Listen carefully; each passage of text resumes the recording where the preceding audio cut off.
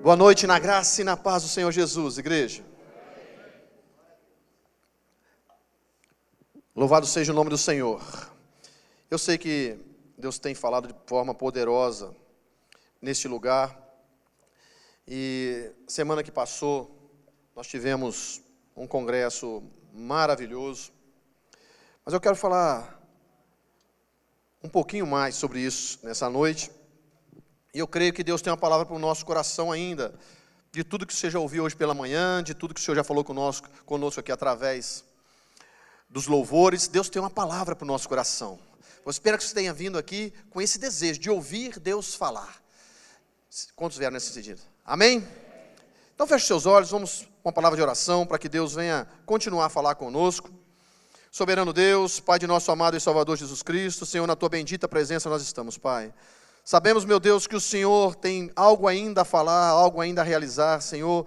Pedimos que o Senhor venha nos ajudar nessa noite, falar conosco, Pai, através da Tua palavra, abra nossa mente, nosso entendimento e o nosso coração para absorvermos, entendermos, Senhor, tudo quanto o Senhor há de falar conosco e colocarmos em prática, Pai. Assim nós oramos, meu Deus, em nome de Jesus. Amém. Vamos deixar tomar assento, igreja.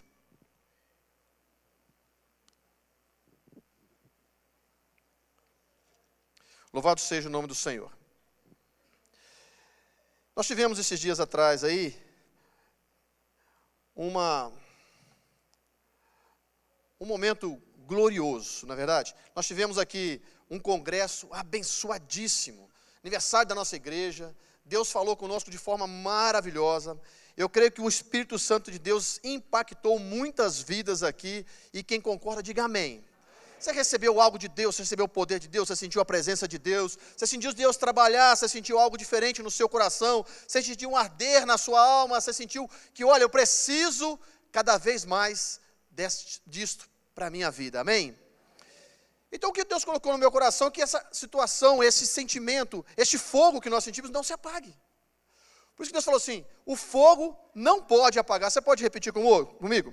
O fogo não pode apagar. Mais uma vez, o fogo não pode apagar. Em Levítico, no capítulo 6, do versículo 12 e 13, diz assim: mantenha-se aceso o fogo no altar.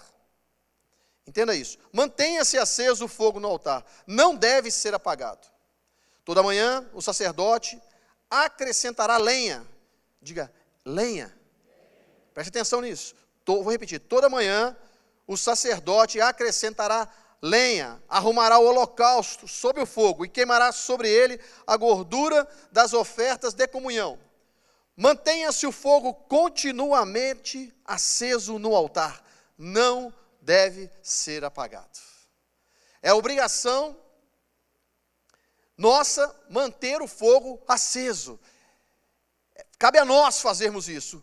Deus provém o fogo, mas a nossa parte é colocar a lenha. Estão me entendendo? Diga amém.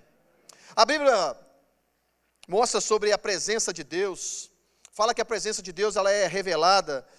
Uma variedade de símbolos ricos e profundos que ajudam a comunicar a santidade de Deus, o poder de Deus, sua proximidade e o ministério. E o seu mistério. Nós temos vivido isso aqui. Deus tem se apresentado aqui por nós de várias formas. Deus tem manifestado a sua graça, a sua glória de várias formas. E nessa semana que passou, nós sentimos Deus agir aqui de forma poderosa. Hoje de manhã nós tivemos uma ceia em São Bernardo, abençoadíssima. A glória de Deus desceu naquele lugar e Deus falou conosco. Nós saímos ali impactados da presença do Senhor. E nós saímos de casa, nós viemos à casa do Senhor, a este lugar preparado por Deus. Eu fui falar hoje de manhã que este lugar aqui é um lugar especial, é um lugar secreto. É o cenáculo, é aquilo que Deus tinha proposto para o povo. A igreja primitiva foi estabelecida no ambiente de cenáculo. Então esse é um lugar onde Deus manifesta a graça dele. É o lugar onde Deus manifesta a promessa dele. É o lugar onde Deus manifesta a sua presença, é num ambiente como este. E a Bíblia nos mostra várias formas como Deus se apresenta. O fato é que nós queremos sentir a presença de Deus. Nós necessitamos, almejamos de sentirmos a presença de Deus. E eu creio, tenho certeza absoluta, que quando você entra aqui e você sente a presença de Deus, você sai daqui de uma forma muito diferente do que você entrou. Se você concorda, diga amém. É diferente, é importante. E Deus manifesta a sua glória, a sua presença, através, a Bíblia nos fala, através de uma nuvem. Deus fazia isso. Deus manifestava através de uma nuvem, quando a nuvem descia, simbolizando a majestade do Senhor. Deus também manifestava sobre uma coluna de nuvem. A Bíblia diz que a nuvem desceu sobre o tabernáculo, a nuvem desceu sobre o templo de Salomão, e era a presença de Deus sendo visível. E aquela coluna de nuvem, que quando o povo saiu do Egito, o Senhor conduziu o povo por aquele deserto, e havia ali uma coluna de nuvem, guardando aquele povo, e aquela coluna simbolizava, era a presença de Deus junto com eles. A Bíblia também nos fala que Deus manifesta a sua presença através do vento, através do sopro. Em Gênesis, no capítulo 2, vai falar que Deus soprou nas narinas de Adão o vento do Espírito. A Bíblia diz também que em Pentecostes, em Atos, no capítulo 2, soprou-se o vento, no lugar que eles estavam reunidos como este, veio como um vento impetuoso. Então o vento também é uma forma da qual Deus se manifesta a sua presença. Deus manifesta a sua presença também através de luz, é uma presença de revelação, de verdade, de direção. Jesus declara: eu sou a luz do mundo, expressando a presença divina que dissipa as trevas e guia o ser humano. A presença de Deus também era revelada através de objetos como a arca da aliança, simbolizava a presença de Deus. Aquela arca era algo que o povo tinha uma reverência sobre aquilo. A presença de Deus está conosco, até o ponto das pessoas interpretarem de forma errada, porque essa presença do Senhor, ela não é adquirida, ela não pode ser usada, ela não pode ser carregada de qualquer forma. Até que os filhos de Eli, Ofni e Finéias, eles levam essa presença do Senhor para uma guerra, mas eles estavam levando uma vida totalmente errada.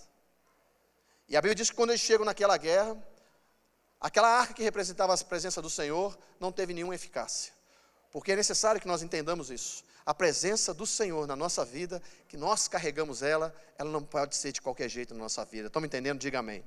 E aquilo foi uma derrota incrível, terrível para aquele povo. Mas a presença de Deus entre o povo, a arca era vista como o trono de Deus na terra. O local onde Deus se fazia presente no meio do povo de Israel. Aquela arca, irmão, tinha um simbolismo muito forte. Aquela arca era muito importante para o povo, porque aquela arca ficava no Santo dos Santos, que somente o sacerdote entrava ali uma vez por ano. Mas aquela arca tinha o poder de, quando o inimigo levou ela, nessa ocasião que eu falei para vocês, olha como uma presença de Deus é poderosa. O inimigo levou a arca nessa ocasião que eles perderam a guerra, levaram a arca como troféu e colocaram a arca diante do templo do deus Dagon como um troféu de guerra. Mas naquele lugar, no dia seguinte, Dagon aparece com a cabeça cortada, com os pés cortados, diante da presença do Senhor. Entenda o quanto essa presença é importante. A Bíblia também nos revela que a presença de Deus foi manifesta quando Jesus estava sendo batizado. E a Bíblia nos diz que um Espírito Santo vem como forma de pomba. Então o símbolo da pomba também é uma forma de Deus manifestar a sua presença. O Espírito Santo desce como sinal da presença de Deus de forma pacífica e pura.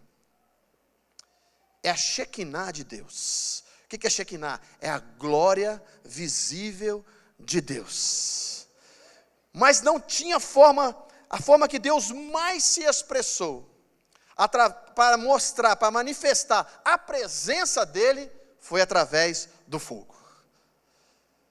Diga, fogo. Foi através do fogo. De todos os fogos, é o simbolismo mais forte da presença de Deus.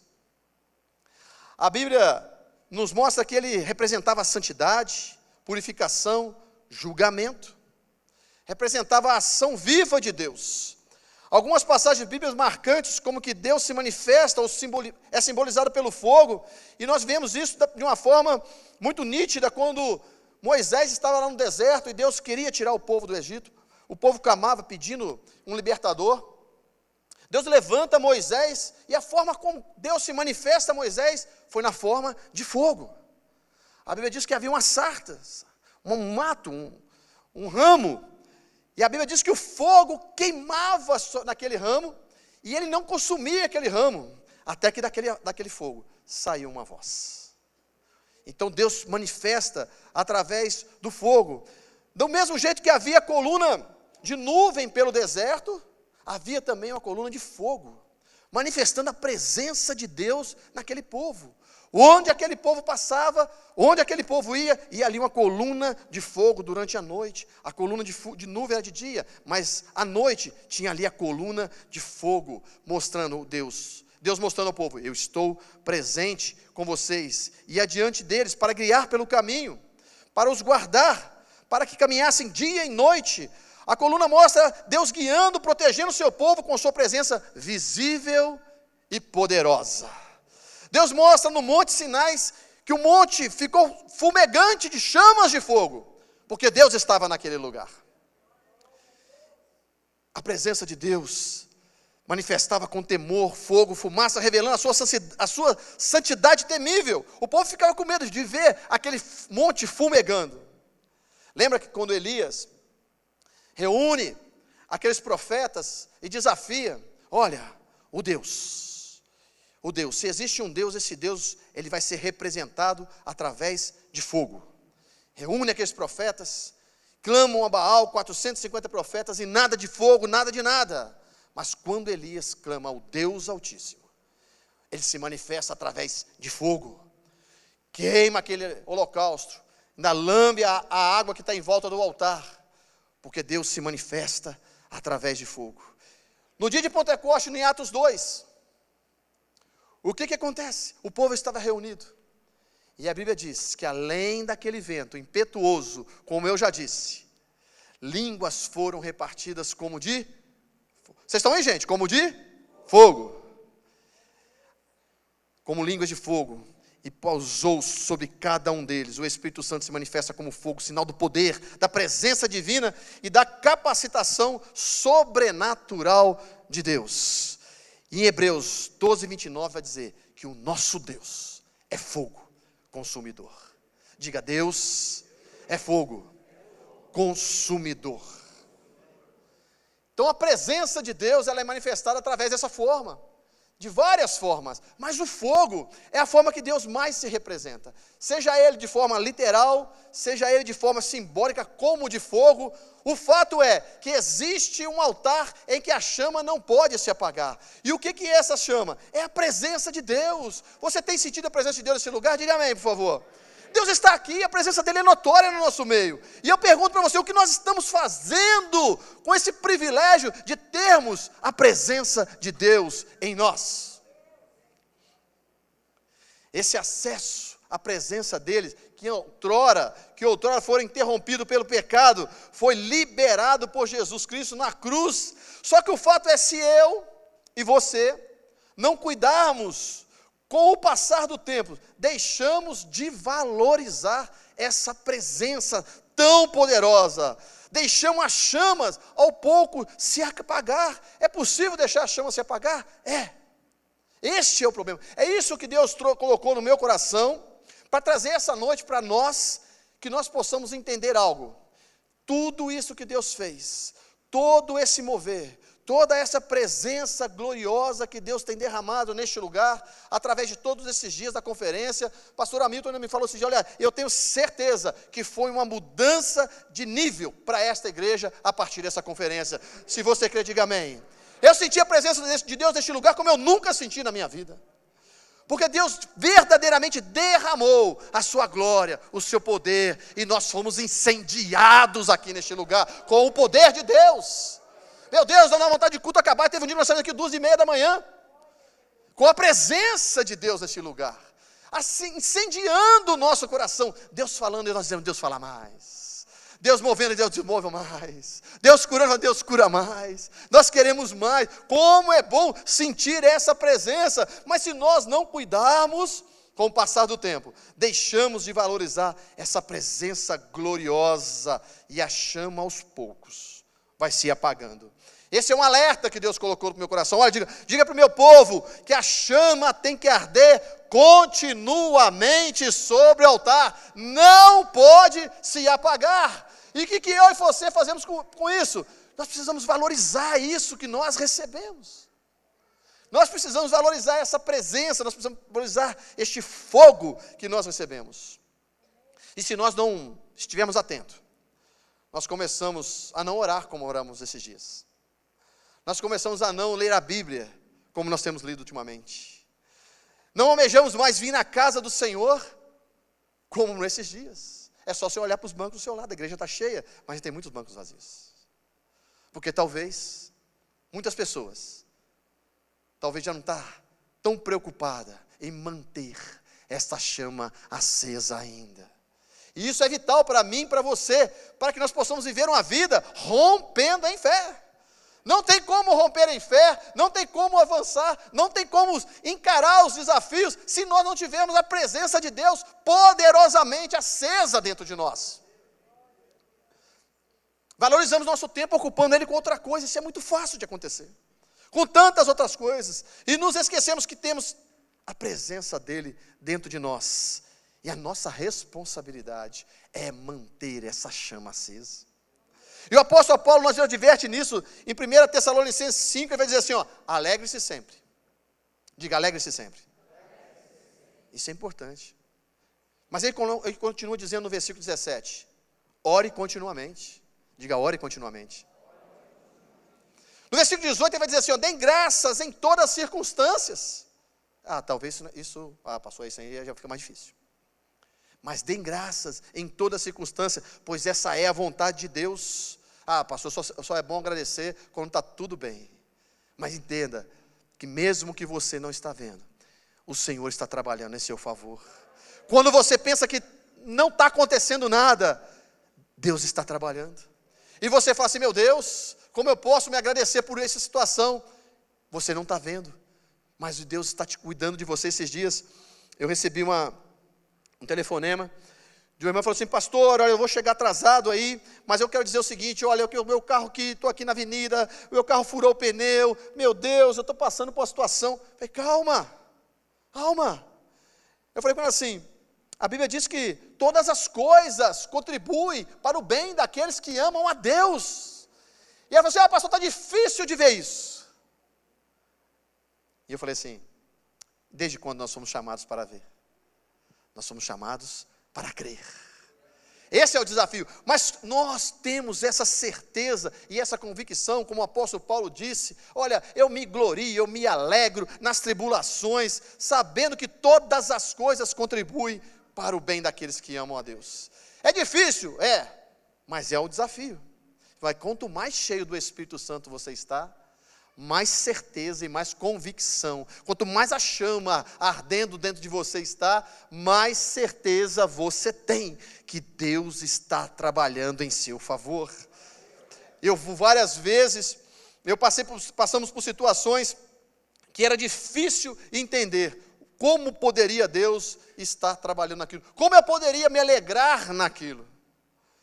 E eu sempre era desafiado, Senhor, como eu posso estar numa situação como essa, fazendo tudo que eu posso fazer, me esforçando tanto como eu estou me esforçando, e vivendo um momento de perdas. Mas quanto mais eu perdia, mais eu me inclinava. Quanto mais eu perdia, mais eu buscava. Quanto mais eu perdia, mais eu jejuava. Quanto mais eu perdia, mais eu me consagrava. Eu podia estar perdendo tudo, mas eu falei, Senhor, eu não quero perder essa chama dentro do meu coração. Eu não quero perder a comunhão, a intimidade contigo, o relacionamento contigo, porque quanto mais eu oro, mais eu busco, mais o Senhor fala comigo, dizendo assim, ei filho, calma, vai passar, eu estou no controle, isso não é para o seu fim, isso é para você mudar de nível. Às vezes a gente não entende que coisas precisam ser perdidas, deixadas para trás e vestimos uma roupagem diferente. Mas para isso, às vezes, nós temos que deixar coisas antigas para trás. E para deixar coisas antigas para trás, precisamos ter perdas, e nós não entendemos isso. E nós nos entristecemos. Talvez você entrou aqui, semana passada estava alegre, mas talvez dessa semana passada para essa você perdeu algo, e que está te trazendo tristeza no seu coração. Eu perdi um grande cliente, que trabalhei por ele por 10 anos, era uma multinacional, muito importante para nós, para nosso negócio, e eu lembro que aquilo foi muito difícil, aquela perda foi muito difícil, e nós tínhamos praticamente toda a nossa operação naquele cliente. Você fala assim, pastor, mas isso não é algo inteligente para o empreendedor fazer, é verdade, mas quando você está tendo uma rentabilidade muito boa, você não quer deixar de mudar. O teu esforço é sempre para aquilo que te rende mais. E já havia um negócio consolidado, havia anos trabalhando ali. Então eu tinha convicção que aquilo estava muito bem. Não tinha por que eu não investir naquilo. Mas um dia, do nada, de repente, sabe quando de repente acontece? Você recebe uma ligação, você recebe um telefonema, você recebe uma mensagem, você recebe um e-mail. E eu fui convocado para uma reunião, de repente chegou um e-mail. Fui para a reunião, e naquela reunião fui avisado que eu estava de aviso breve. E o fato é que, no dia 30 de setembro de 2010, nunca vou esquecer essa data, foi o último dia. E eu não sabia o que fazer, mas eu busquei muito a Deus. A diferença, irmãos, que eu quero desafiar você essa noite, é justamente se você, quando está passando por uma situação difícil, por um momento difícil, você não se entregue àquilo que você está vendo. Mas você tem que se fortalecer naquilo que você crê. Se você crê de todo o seu coração, você entenda o seguinte: Deus está trabalhando em seu favor. E aquela perda aconteceu. Só que Deus tinha algo muito maior aberto que eu não via, e não tinha como eu assumir esse algo maior se eu não perdesse aquilo. Só que no momento que nós estamos vivendo de perda, como dar graças a Deus? Como nós devemos dar graças a Deus em todas as circunstâncias, pois essa é a vontade de Deus. Está aqui o que o apóstolo Paulo falou. Quando você tem a certeza que a presença de Deus está contigo. Porque Deus não nos livra de passar por momentos difíceis. Nós precisamos entender isso, que a nossa vida aqui, ela não é isenta de dificuldades. Um caminhar com Deus não é isento de problemas. Um caminhar com a presença de Deus estando em nós não é isenção de problemas, dificuldades. Por isso que eu posso falar assim, olha, não importa qual seja a circunstância, vocês não estão isentos dela, vai acontecer altos e baixos, mas deem graças a Deus, agradeça em todos os momentos, porque se tua vida é dirigida pelo Senhor, se você está com a sua vida no altar, essa é a vontade de Deus para a sua vida. E o fato é que pouco tempo depois, olha, escute isso, preste atenção, o Espírito Santo de Deus está mandando dizer para você isso, para pessoas que estão aqui essa noite, isso ardeu fortemente agora no meu coração. Existe o de repente do mundo, de repente a situação acontece, de repente o problema chega, de repente você recebe um diagnóstico médico, de repente você recebe, como eu recebi, um aviso breve de uma coisa que representava todo o sustento da minha empresa, toda a estrutura financeira da minha empresa. Você pode ter recebido muitos avisos ruins, de repente, mas eu quero dizer para você que o de repente de Deus também chega. Ah, vocês não entenderam. O de repente de Deus também chega e ele é real. De repente esse povo estava reunido e o Espírito Santo chegou. De repente eu recebi uma notícia também. Olha, tem uma porta aberta para você. E quando eu fui ver, aquela porta que estava me oferecendo era muito, muito maior do que aquela que tinha se fechado. Mas eu não entendia. Então por isso que nós devemos nos alegrarmos sempre. E o versículo 19, e aqui eu volto para a mensagem. Não apague o Espírito. Não apague o Espírito. Pelo contrário, não deixe o fogo apagar. Então, é possível que ele se apague. Você entende isso? Quando a Bíblia, o apóstolo Paulo fala assim, olha, não apaguem o Espírito. Então, significa que cabe a mim e a você manter essa chama acesa.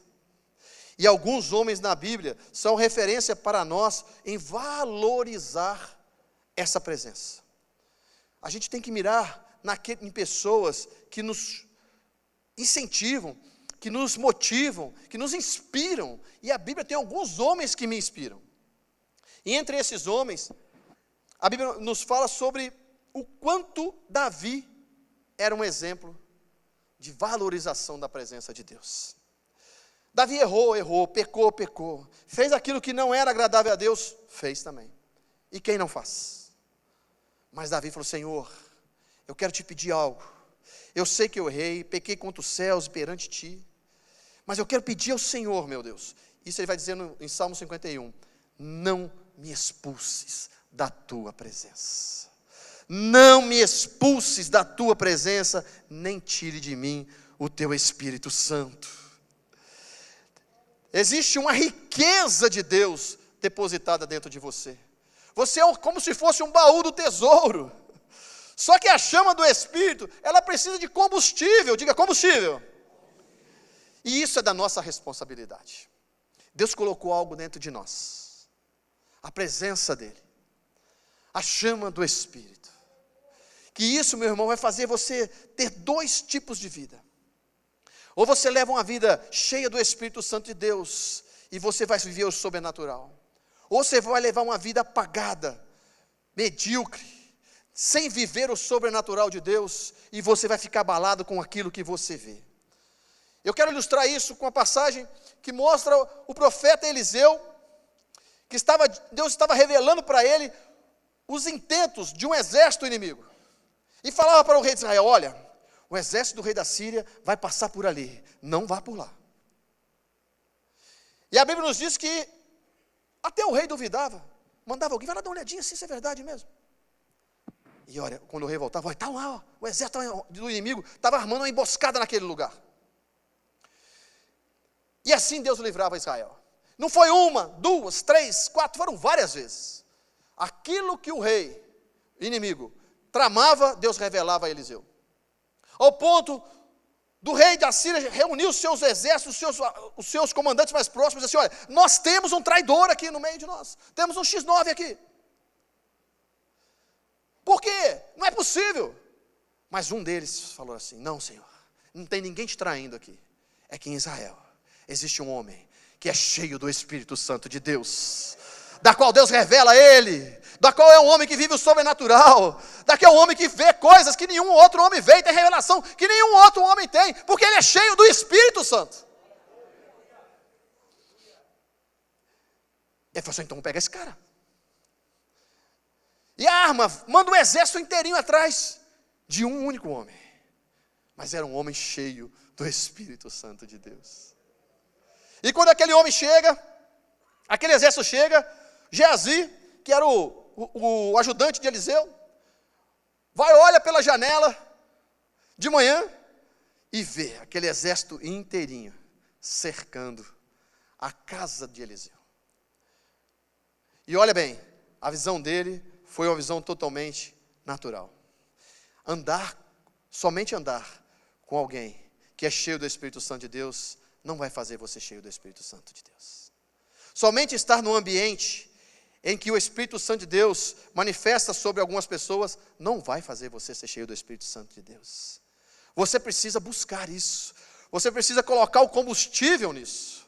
E o Geazi não tinha a unção, o poder que o Espírito Santo de Deus fazia na vida de Eliseu. E quando Eliseu fala assim: e ele chega apavorado, e ele chega diante de Eliseu e fala assim: lascou, a casa caiu, está tudo cercado, perdemos. Eliseu: calma, rapaz, você tem que entender uma coisa, ele nem foi lá ver, hein? O Eliseu nem foi lá ver, mas ele disse assim: olha, muito maior são os que estão conosco do que os que estão ali. E quando ele pede para Deus: abra os olhos desse menino para que ele veja, e ele viu ali um exército de anjos, cavalo, exército de fogo em volta deles, e quem estava em perigo ali, na verdade, era o exército assírio, não era Eliseu em momento algum. Você está entendendo? Me diga um amém, por favor. Então, se você é uma pessoa cheia do Espírito Santo de Deus, você não vai andar pelaquilo que você vê, você vai andar pelaquilo que você crê. E eu quero destacar aqui alguns combustíveis. Primeiro, pelo menos 3. Tempo de oração. Cultura de oração. Diga, tempo de oração. Precisamos orar, irmãos. O combustível para manter essa chama acesa da presença de Deus em nós é a oração. E o pastor Dilson está aqui, pode me dizer, de uma igreja de quase 6 mil pessoas, quantas pessoas, depois você pergunta para ele, quantas pessoas vêm no despertar? Vigília de oração, irmão, se nós entendêssemos o quanto a oração é um combustível poderoso para manter a chama do Espírito Santo acesa, para manter o altar incendiado, essa igreja aqui nas vigílias, ela estava sem lugar.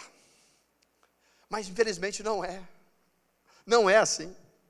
Mas é um desafio para você essa noite, é um desafio para mim essa noite, tempo de oração. O povo está mantendo a chama acesa, aumentou bem, está dizendo aqui, você pode dar uma salva de palmas do Senhor? O povo está se despertando. Isso é o reflexo do povo que quer manter a chama acesa, do que Deus fez semana passada aqui. E vai continuar fazendo, porque Deus tem grandes promessas para este lugar. E precisa de homens, mulheres, soldados cheios do Espírito Santo, com o altar fumegando, para levar a palavra do Senhor, com ousadia. Os crentes da geração anterior, era assim, era bem diferente de hoje. Eu lembro, na época da minha avó, na época que eu era criança, para tudo se orava. Oração fazia parte do dia a dia das pessoas. Tinha alguém doente, quantas vezes eu vi isso? Tinha alguém doente, não corria para o hospital. Ia orar. Chama alguém para orar, chama um presbítero para orar, vamos ungir, tudo orava. Aniversário, era um culto de oração. Ia fazer um casamento, parecia um culto. Está todo mundo orando, era um Pentecoste. Todo mundo orava por tudo. Ganhava um carro, meu Deus, ia lá, orava pelo carro. Tudo era oração. Essa geração anterior, irmão, tudo era oração. Para tudo se orava. A geração dos crentes de ontem, olha só como é que era.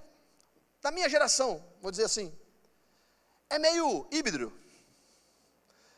Você ora para algumas coisas, mas não ora para todas. Você vai em casamentos aí, que tem lá o momento do louvor, o momento da oração, mas daqui a pouquinho, vem uma balada lá. Você já não tem mais aquela oração para tudo. Ora-se, mas já não vai para tudo. É para alguma coisa. E olha para o escudo que eu estou te dizendo. Se o Espírito Santo de Deus, se as pessoas não entenderem o poder e a necessidade que tem de manter essa chama acesa através da oração, é que tem situações de hoje que você vai em eventos de cristãos e você fala assim, vamos fazer uma oração, fala, ai que mico. Entendeu? Como é que as coisas estão mudando? Isso é a influência do mundo. Orar, ai credo, que mico, meus amigos vão pensar o que da escola? Nós precisamos estar atentos a isso, irmãos. A oração é um grande combustível e nós devemos ter a prática, ter uma vida de oração contínua. Estão entendendo? Diga amém. Deus está desafiando nós essa noite, porque o que Deus quer é que essa chama não se apague, porque foi ordem dele, olha, mantenha o altar aceso. Então, se nós precisamos entender o que eu faço para manter esse altar aceso, para manter essa presença viva dentro de mim. Primeiro, oração. Segundo, frequente ambientes onde há o poder de Deus. Meu irmão. Frequente ambientes onde há o poder de Deus. Aonde Deus está manifestando a sua graça, o seu poder, é ali que você tem que querer estar. Não troque esse ambiente para outro lugar. Não tenha compromissos fora, em outro lugar, no dia de culto. Porque Deus manifesta a graça dele neste lugar. Aqui é um ambiente sobrenatural. Aqui é um ambiente onde o poder de Deus se revela. Aqui é um ambiente onde Deus cura, salva, batiza. Aonde Deus manifesta a sua graça, onde te dá alegria. Você entra triste aqui e sai alegre. Porque Deus está neste lugar, diga amém. Valorize estar neste ambiente cheio do poder de Deus. E terceiro, relacionamentos. Diga relacionamentos. Irmãos, isso é um perigo. Pai, mãe, olhe com quem os seus filhos estão andando. Esposa, olhe quem são os amigos do seu esposo. Marido, olhe quem são as influências da sua esposa. Relacionamentos, irmãos, fazem toda a diferença. Ande com pessoas que exerçam influência sobrenatural positiva sobre a sua vida. Ande com pessoas que se relacionam com Deus, com o Espírito Santo de Deus. Procure essas pessoas, para que você seja impactado positivamente. Para que você escute testemunhos que vão edificar a sua vida. Não ande com pessoas que você chega perto de você e fala assim, nossa, a coisa está complicada. Fala, tá mesmo. Rapaz, eu não estou andando bem. Eu não estou bem esses dias. Olha, não é por nada não, mas conheço um amigo que morreu disso aí. Tem gente assim, irmão. Rapaz, eu estou numa situação complicada nos meus negócios. Ih, rapaz, então olha, com essa taxa de juros Selic que está aí, você está difícil sair desse buraco, hein? Não, irmãos, ande com gente de fé. Ande com gente que vê o sobrenatural, que acredita no sobrenatural, que você chega e fala assim, não está bem, mas vai ficar bom, irmão, vamos orar aqui, porque Deus tem poder de mudar a situação, Deus tem poder de transformar a sua história. Eu estou com problema na minha casa, vamos orar. Eu estou com problema com meu filho, vamos orar, vamos clamar ao Senhor por ele, traz ele na igreja, não deixa ele ficar em casa, traga na escola dominical, traga no culto dos jovens, traga no culto dos adolescentes, envolva o seu filho na igreja, olhe as companhias que o seu filho está andando, porque se o seu filho está andando com companhias do mundo, ele vai ser influenciado por isso. Agora, se ele vier para o Soul, se ele vier para o Central Life, ele vai chegar em casa e falar, meu Deus, o que foi aquilo? Eu pulei lá sentindo a presença de Deus, mãe, que lugar maravilhoso, como é bom a gente ver jovens cheios do poder de Deus. Tivemos um culto ontem em São Bernardo dos jovens, meu Deus, a graça de Deus desceu naquele lugar. Porque é bom estarmos com pessoas que têm fé, que acreditam no sobrenatural. Se você está entendendo, diga amém, por favor. E outro homem que me inspira muito é Moisés. A Bíblia nos diz em Deuteronômio 34:9 que Moisés impôs as mãos sobre Josué e ele foi cheio do Espírito. Eu entenda isso. Meu Deus. Moisés, andar com Moisés, já pensou andar com Moisés, gente? Meu Deus. E a Bíblia diz que Josué estava ali coladinho com Moisés. E em determinado momento, a Bíblia fala que Moisés coloca as mãos sobre Josué e ele é cheio do Espírito Santo. Mas Moisés era uma pessoa que valorizava a presença de Deus. Moisés era um homem que estava vendo milagres e maravilhas de Deus acontecendo, todas aquelas pragas no Egito, Deus tirando aquele povo com mão forte, tudo que Deus realizara, Deus abrindo o mar vermelho, meu Deus, quantas coisas. Mas Moisés falou assim, tudo isso aconteceu, não foi por mim, é porque a presença de Deus estava conosco.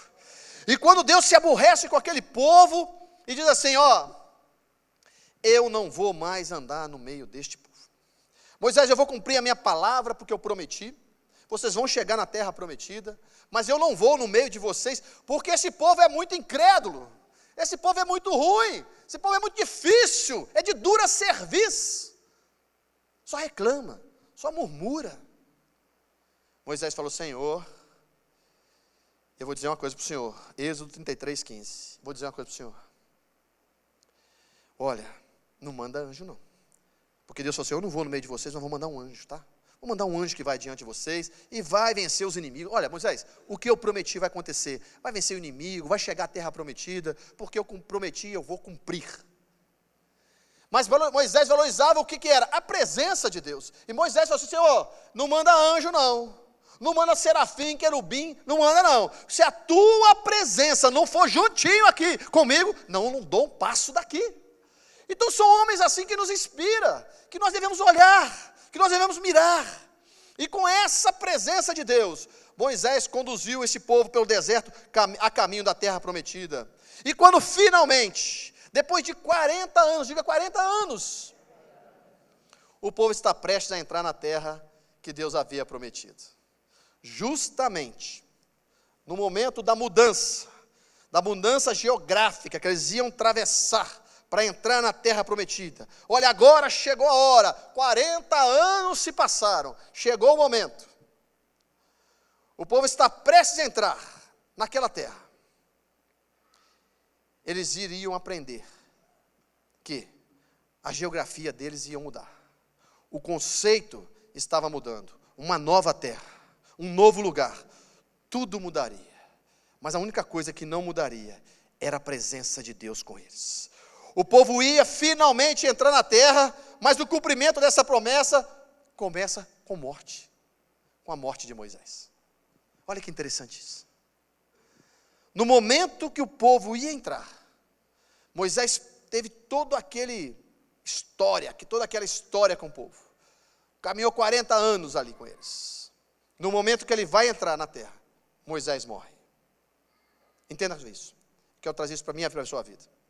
Às vezes, para alcançarmos a promessa, coisas precisam morrer. Eu vou repetir.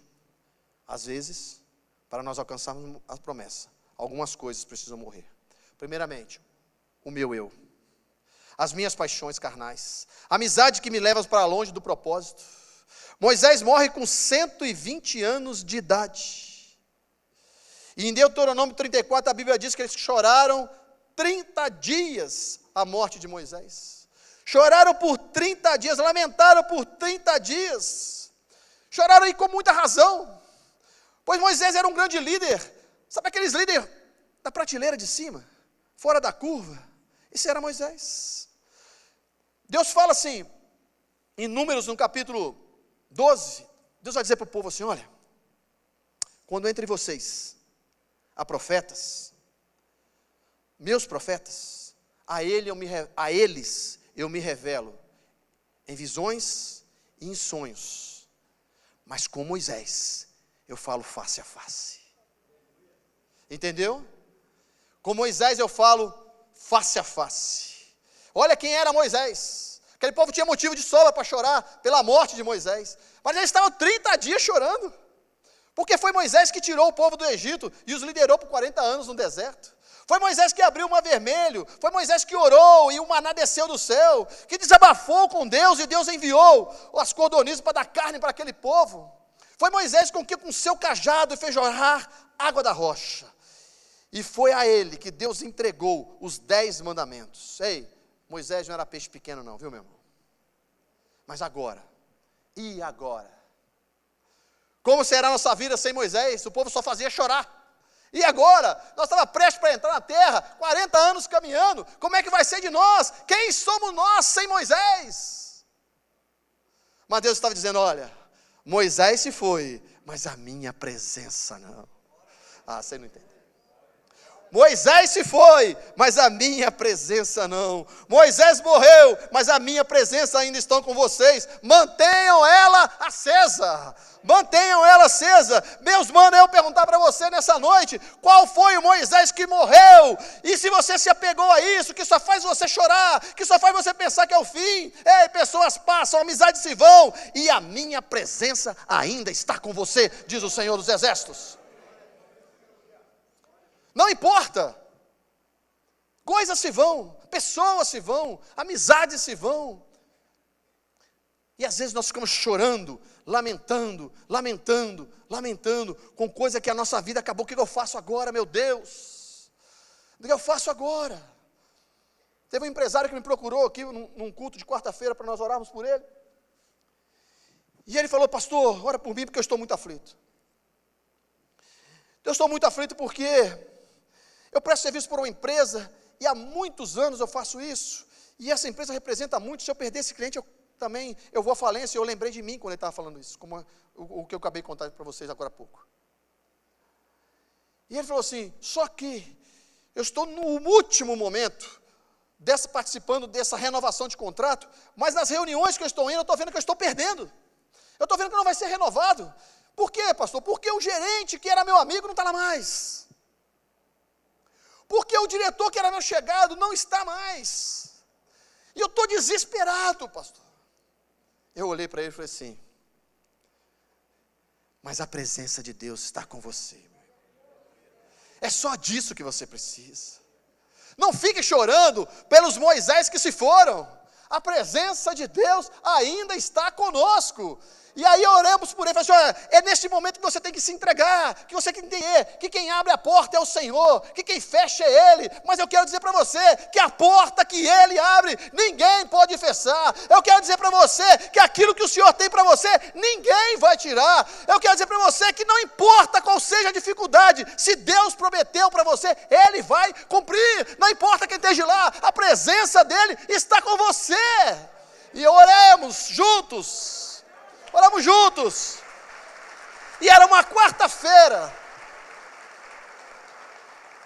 E no domingo, ele me procurou ali no lounge. Pastor, glórias ao Senhor, o contrato foi renovado. É essa presença que vai fazer a diferença, meu irmão. Não é o Moisés que vai fazer o povo entrar na terra prometida. É a presença de Deus.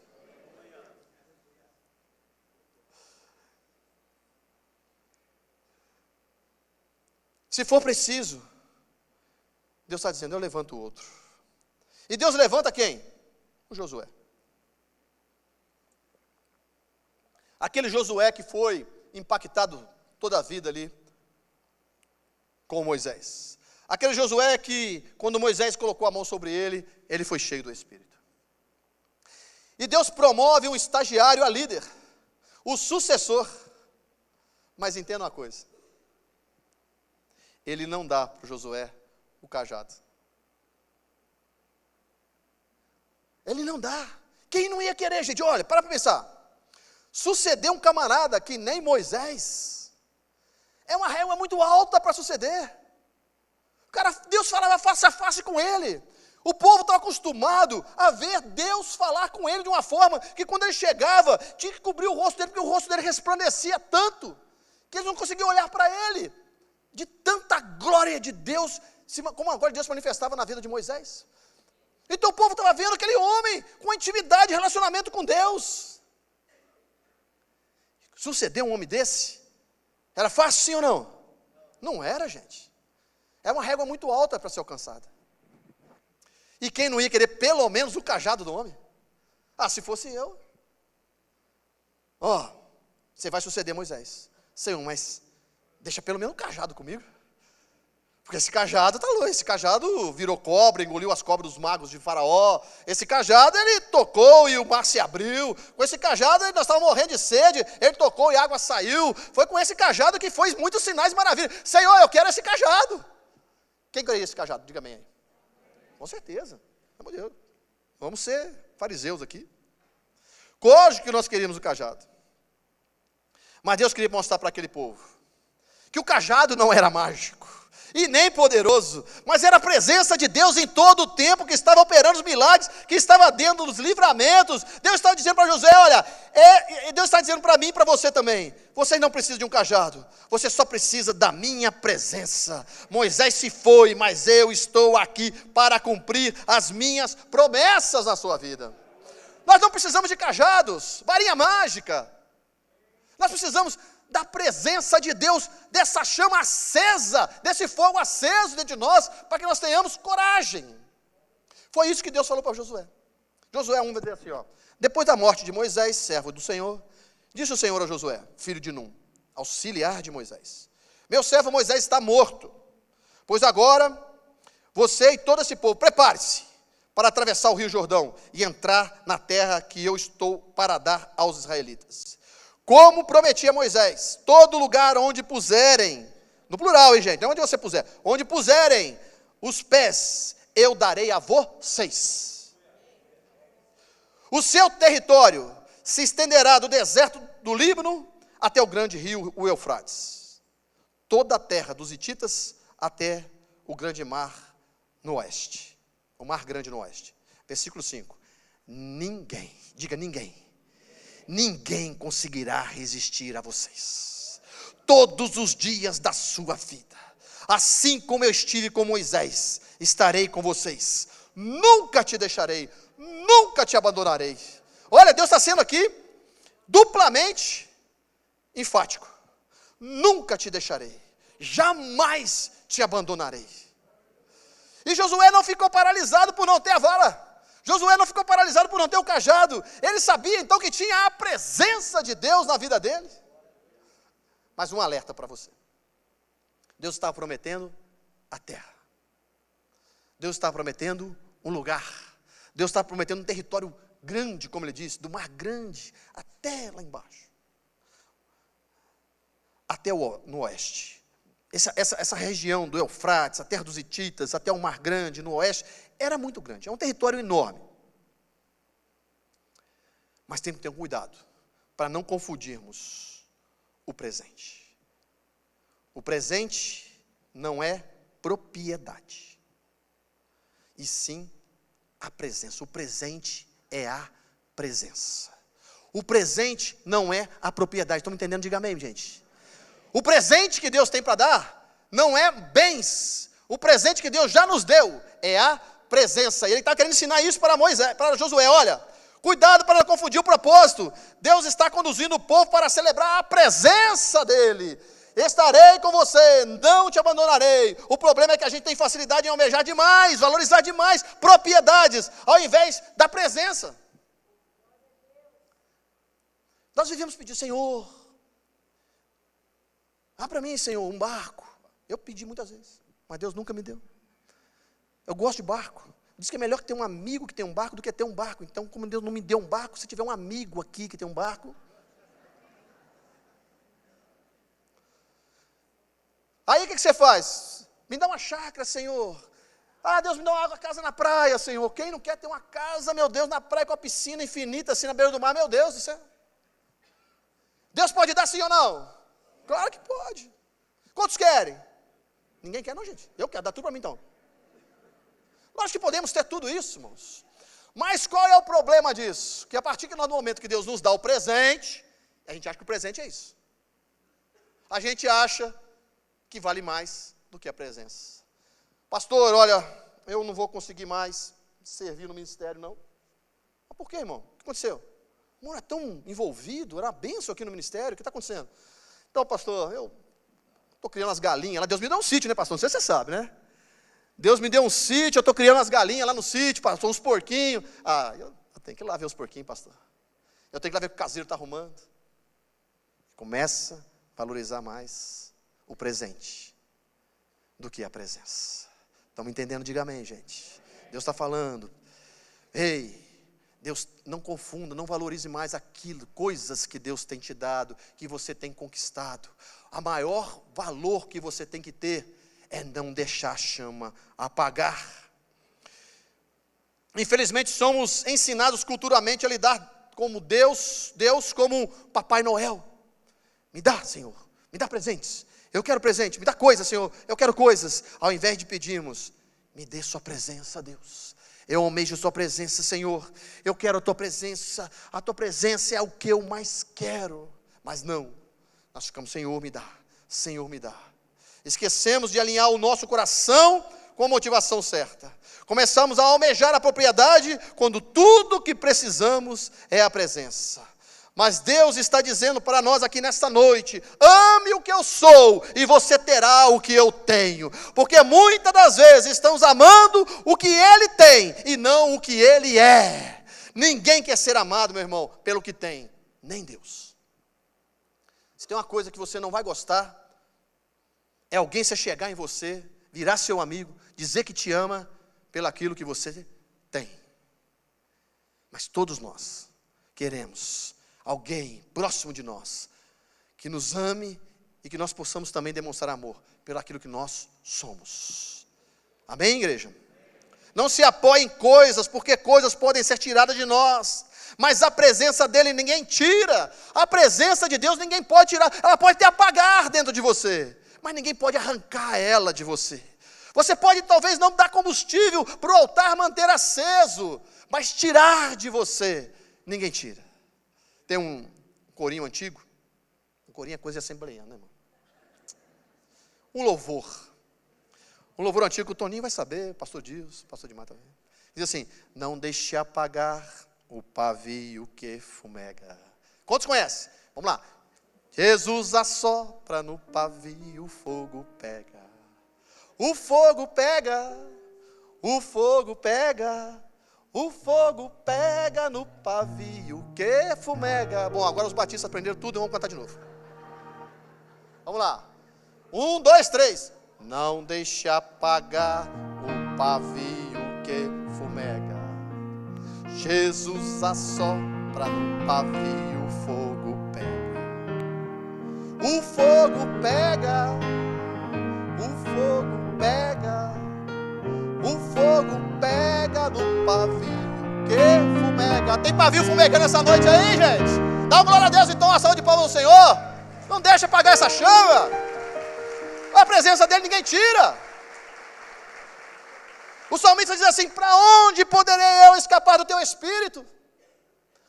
Para onde eu posso fugir da tua presença? Se eu subir ao céu, lá tu estás. Se eu fizer a minha cama na sepultura, também lá tu estás. Se eu subir com as asas da alvorada e morar nas extremidades do mar, mesmo ali a tua mão me guiará e me susterá. Mesmo que você estiver passando pelo vale da sombra da morte, a presença dele está com você. Mesmo que você estiver passando pelas águas, Deus estará contigo. Pelos rios, eles não te submergirão. Quando passar pelo fogo, não te queimará, nem a chama arderá em ti. Não temas, eu estou com você. Oh, meu irmão, ninguém pode tirar essa presença gloriosa dentro da gente. Mas aquele povo que via os milagres de Deus, não conhecia o Deus dos milagres. Eu vou repetir. Aquele povo que via os milagres de Deus, não conhecia o Deus dos milagres. Quando Moisés subiu ao monte Sinai, ficou lá 40 dias. O povo pensou que Moisés já tinha morrido. E a primeira oportunidade que eles fizeram, faz um bezerro de ouro. Meu Deus do céu. Meu coração se revolta quando eu vejo essa passagem. 40 dias apenas. Deus já tinha feito todas aquelas maravilhas, irmãos. Já tinha feito de todas as bênçãos, arrancado aquele povo do Egito, aquelas pragas. Imagina, o filho do hebreu está na escola, todo mundo cheio de piolho, e piolho é uma coisa que pega facinho, sim ou não? Meu Deus do céu, com piolho é uma coisa terrível. Eu lembro que era criança, chegava em casa assim, ó, coçando a cabeça assim, pô, minha filha, vem cá, deita aqui. Ia passar o pente fino ali, ó. Quem lembra do Neucídio aqui? Ainda bem que não é só eu que sou velho aqui. E o Neucídio na cabeça lá, Ilêndia, então. Do nada, irmão, você chegava perto do moleque na escola, já saía coçando a cabeça. Agora você imagina, uma infestação de piolho numa nação inteira. E o hebreu, nenhum hebreu coçando a cabeça. Isso foi uma das pragas do Egito, sabia disso? Porque Deus protege, guarda o povo dele. Mas o povo, Deus fazia tudo aquilo, mas o povo não reconhecia o Deus dos milagres. Só conhecia os milagres de Deus. E quando eles fazem um bezerro de ouro, ainda tem coragem de dizer assim: olha gente, esse aqui ó, é o Deus que tirou a gente do Egito. E estava adorando aquele bicho, aquela estátua. Misericórdia, irmãos. Deus se revoltou com aquilo. O problema é que ver milagres não muda a nossa vida. Estão me entendendo? Ver milagres não muda a nossa vida. O que muda a nossa vida é um relacionamento com Deus. A proposta do Evangelho é justamente essa: relacionamento com Deus, intimidade com Deus, valorizar a presença desse Deus, buscar a presença desse Deus, não deixar apagar aquilo que está dentro de nós, que é o Espírito que Ele nos deu. Milagres, irmãos. Milagre não vai mudar. Vai mudar o relacionamento. Intimidade. O pecado rompeu esse relacionamento. O pecado não foi apenas uma quebra de regra, mas uma quebra de confiança e comunhão. A humanidade passou a viver longe de Deus, tentando por si mesma sobreviver. Isaías 59 vai dizer assim, ó: as nossas iniquidades fazem separação entre nós e o vosso Deus. Mas Jesus veio para restaurar esse relacionamento. Jesus não veio apenas para ensinar, curar, fazer milagres, mas abriu o caminho de volta ao Pai através da cruz. E Ele mesmo disse: eu sou o caminho, a verdade, a vida. Ninguém vem ao Pai não foi por mim. O Espírito Santo de Deus habita em nós para manter esse relacionamento conquistado na cruz do Calvário vivo dentro da gente. É isso. O Espírito Santo de Deus está para isso. Ele é o penhor. Ele é o penhor para dizer: está comprado, é meu. O relacionamento com Deus transforma tudo. Milagres não transformam, mas o relacionamento transforma. Esta é a proposta do Evangelho. Quando nos relacionamos com Deus, nosso caráter é moldado. Quando nos relacionamos com Deus, nossas prioridades mudam. Buscamos primeiro o reino dEle. Quando nos relacionamos com Deus, nosso amor pelos outros cresce. Isso é tão impressionante. Isso é tão impressionante. Nós estamos ali em São Bernardo há 2 meses. E Deus já tem colocado um amor no meu coração por pessoas que eu nunca vi na minha vida, gente. É impressionante isso. Você vem para cá, conhece pessoas aqui, daqui a pouco você está almoçando na casa dessa pessoa, você nunca viu, pouco tempo, conhece aqui, você começa a conversar, começa a gerar amor, começa a gerar intimidade, relacionamento. Essa é a proposta do Evangelho. Relacionamento com Deus transforma tudo, inclusive o nosso amor pelos outros. Estão me entendendo, gente? Diga amém, é assim ou não é? Nós somos uma família, amamos uns aos outros. Relacionamento com Deus, nós encontramos propósito, consolo, direção e alegria verdadeira. Não é a alegria do mundo. A alegria do mundo passa, mas aquela alegria que brota dentro da gente não é pelas circunstâncias. Por isso que o apóstolo Paulo fala assim: regozijai-vos sempre, sempre. Não é se a conta está cheia, está boa, está no azul, está no vermelho, está no roxo, não importa. Regozijai-vos sempre. A alegria da salvação é algo inexplicável. É inexplicável. O Evangelho é o convite de Deus para voltarmos para casa. Não apenas um sistema de crenças ou regras, mas um relacionamento íntimo com um Deus que nos criou, nos conhece e nos ama.